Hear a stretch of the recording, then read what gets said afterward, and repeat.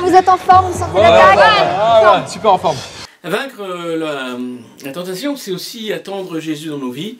Et c'est vrai que ce temps qui nous prépare à Noël, c'est un temps d'attente. Il y a marqué quoi dehors? Salle d'attente. Eh ben voilà! Alors certains attendent le ski.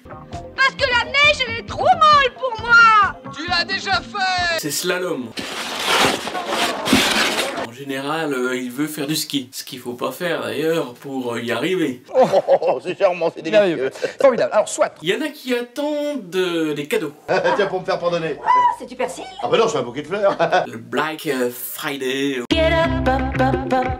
Ou des trucs de ce genre. Pour être dans l'attente de ce cadeau jusqu'au dernier moment parfois. Il y en a qui attendent le Père Noël. J'ai un bon contact avec les enfants, quoi, c'est ça, hein. Qui va passer dans les cheminées de plus en plus encombrées. Monsieur Ouille! Mais ils ont foutu le feu, il y a de la suie partout. De plus en plus absente finalement. Et les chrétiens, nous attendons la naissance de Jésus.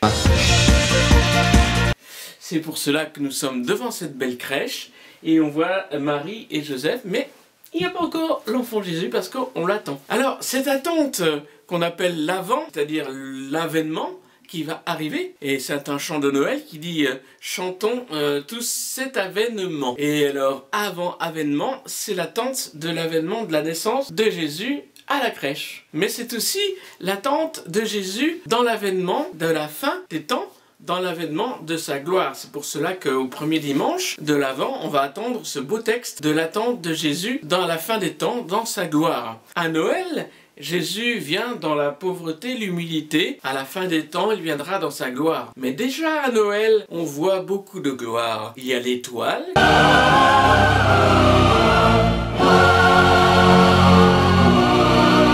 Qui va s'arrêter au-dessus de la crèche, une étoile extraordinaire, brillante, magnifique, qu'on met d'ailleurs en haut de nos sapins ou au-dessus de la crèche. Et il y a aussi les anges, qu'on représente aussi dans la crèche ou sur les sapins. Et ces anges qui sont là, et ce n'est pas simplement quelques anges, c'est une troupe d'anges.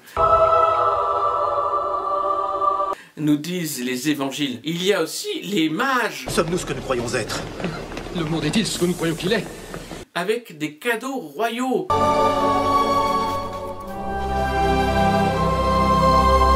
Et qui disent à Hérode, où est le roi d'Israël? Qu'il est difficile d'être le roi de la France. Non.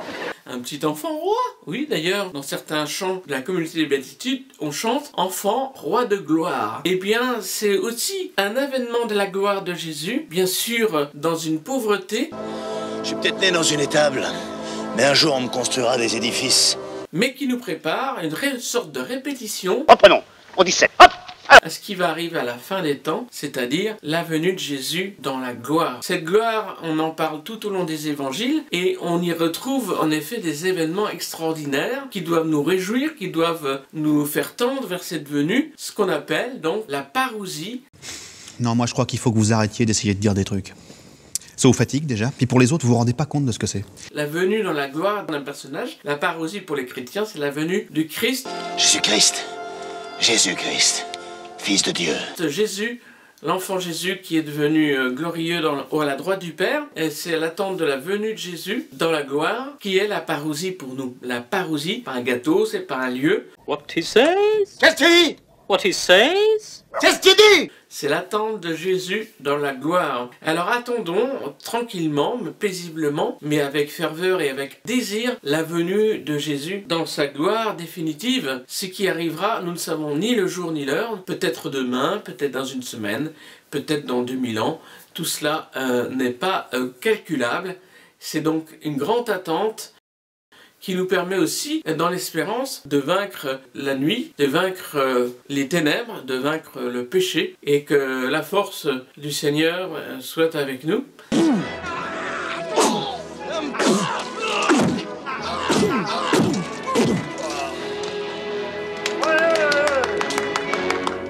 Cette force qui vient petit à petit, qui vient de manière définitive à la fin des temps, lorsque Jésus reviendra dans la gloire pour juger les vivants et les morts, comme nous le disons dans le Credo. Que la force soit avec toi, à jamais.